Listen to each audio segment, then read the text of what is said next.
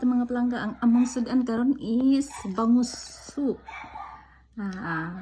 Leftover ni namo kagabi. Then gihimay-himay nako siya.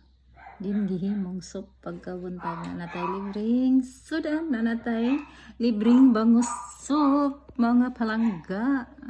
So yun lang kayo siya buhaton. First atong i-flex ang atong mga leftover nga food, mga sudan. Then isahon. Then syempre sabawan para mahimong soup. Sabawan din butangan nato. Ang akong gibutang is sibuyas dahon lang jud para nga naag di maiba lang iyang kulor. Sibuyas dahon, then gamay nga palapot.